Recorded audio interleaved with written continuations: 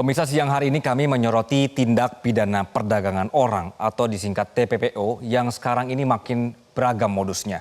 Melalui medsos, pelaku menawarkan pekerjaan ke luar negeri dengan iming-iming gaji besar. Ujung-ujungnya korban ini akan dieksploitasi bahkan menerima kekerasan. Lalu bagaimana tindakan pemerintah dan apa yang harus menjadi perhatian masyarakat agar tidak menjadi korban? Berikut adalah liputan jurnalis Metro TV Reda Pulpi dalam segmen Telusur Kasus. Kadang dapat cumi sedikit dipukul sama kapten, ditendang.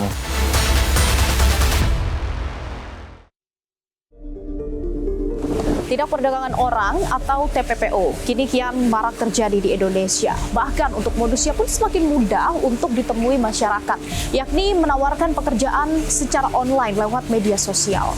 Lalu bagaimana tindakan preventif dari pemerintah agar kasus ini tidak terus-terusan terjadi? Dan kami juga akan mengajak Anda untuk mendengarkan secara langsung bagaimana kisah dari penyintas TPPO. Untuk itu, ikuti penelusuran kami. SA, seorang WNI asal Jakarta Selatan, diduga disekap di Myanmar, disiksa, dan dimintai tebusan hingga 30.000 US dollar atau sekitar 471 juta rupiah. Bahkan pelaku mengancam akan memutilasi korban jika pihak keluarga tak kunjung memberikan uang tersebut. Awalnya, SA diiming-imingi oleh R untuk bekerja di sebuah perusahaan di Thailand dengan gaji 10.000 US dollar atau sekitar 157 juta rupiah. Namun ternyata SA justru dibawa ke Myanmar. Kini kasus ini tengah ditangani Barreskrim Polri untuk mengecek apakah aduan ini benar sebab banyak kasus sebelumnya. Sejumlah oknum membuat laporan palsu. Namun KBRI untuk Myanmar menyebut sudah mengantongi lokasi penyekapan dan tengah berkoordinasi untuk mengevakuasi SA. Kasus TPPO dengan iming-iming gaji besar bukanlah kali pertama. Tim Metro TV mengunjungi salah satu penyintas TPPO di Tangerang, Banten. Rahmat pada 2017 lalu menjadi korban perdagangan manusia di sebuah kapal ikan. Ia dan sejumlah rekannya dijanjikan bekerja di Peru. Namun ternyata justru dieksploitasi untuk melakukan illegal fishing di perairan Somalia. Ditambah mereka tidak mendapatkan makan dan minum layak. Bahkan usai berhasil bebas dan kembali ke Indonesia, Rahmat tidak mendapatkan haknya. Tahu lah itu nama kapalnya, saya masih ingat. Cuman kapalnya itu nggak nyandar, dia ada di tengah-tengah, gitu kan, ada di tengah. Saya nggak tahu nih karena katanya cuman kita processing nih, cuman proses doang, nggak mancing, nggak apa. Cuman pas lama di kapal, perjalanan di kapal kita awalnya nggak tahu kapal tersebut mau arah kemana. Yang saya tahu itu cuman dari browsing, nyari KBRI terdekat, sempat komunikasi. Semalam, cuman responnya sangat lambat sekali kan. Sampai kita cerita di atas kapal, Pak, kita udah ada yang meninggal. Karena kenapa? Keracunan makanan. Saya minta bantuan keluarga dan membuat status di sosial media. Ada yang menyikapi waktu saat itu di salah satu serikat Pergerakan Pelaut Indonesia. Saya masih komunikasi apa yang terjadi di sana, kita videokan, gaji kami nggak dibayar, Pak, ini kan selama perjalanan. Nunjuk saya masih ingat. Tidak ada kejelasan. Yang sangat sayang sekali pihak pemerintah juga tidak bisa merespon cepat. Nah, tolong respon, PT-nya dibekukan asetnya, sehingga kenapa bisa membayar para ABK. Itu yang kita sayangkan, bukannya ini sampai saat ini. Aktivis Migran Care Siti Badriah juga menceritakan kisah serupa. Banyak kasus yang ia tangani bahkan korban sampai diambil ginjalnya karena tidak bisa memenuhi target dari pemberi kerja.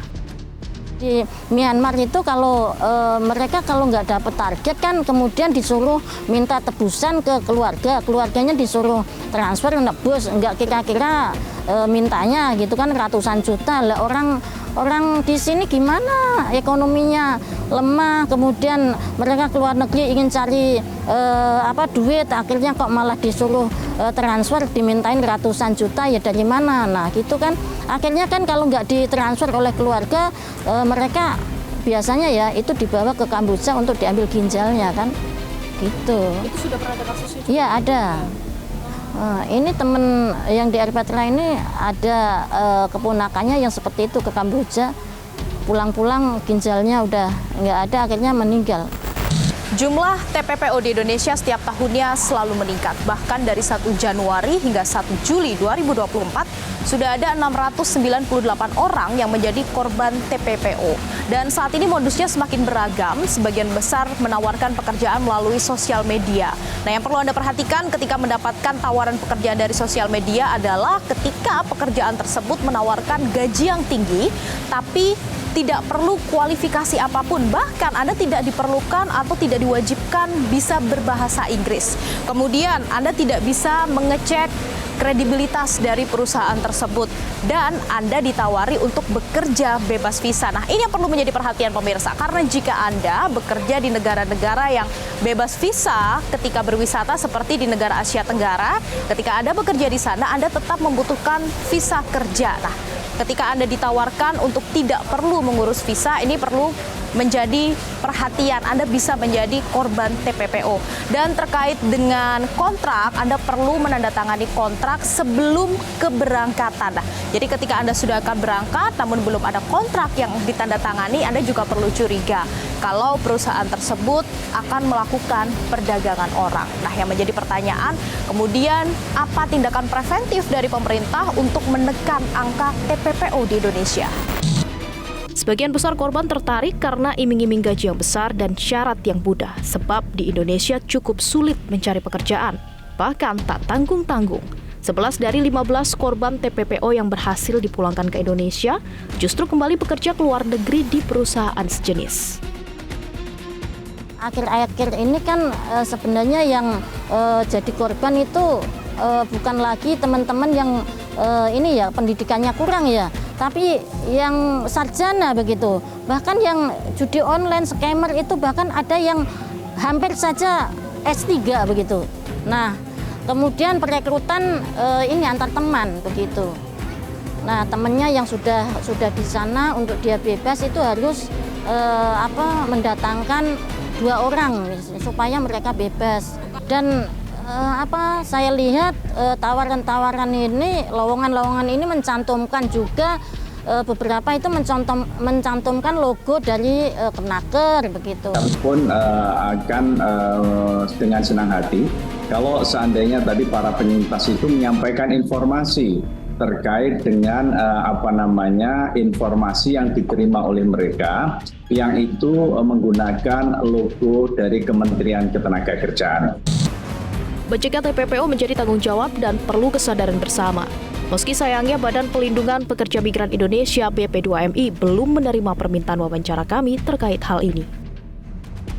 Akhir-akhir ini pemirsa, banyak lowongan pekerjaan ke luar negeri yang ditawarkan melalui media sosial. Dan tentunya dengan iming-iming gaji yang tinggi, kemudian syarat yang mudah. Padahal ternyata perusahaan tersebut merupakan perusahaan yang mengeksploitasi dan memperdagangkan manusia atau TPPO. Tentunya kita sebagai masyarakat perlu lebih berhati-hati dalam memilih pekerjaan. Jangan sampai tergiur dengan iming-iming gaji yang tinggi dan syarat yang mudah. Dan dari pemerintah tentunya perlu lebih memperketat regulasi bagaimana caranya agar TPPO ini tidak terus-terusan terjadi di Indonesia. Dari Jakarta, Tim Liputan Metro TV.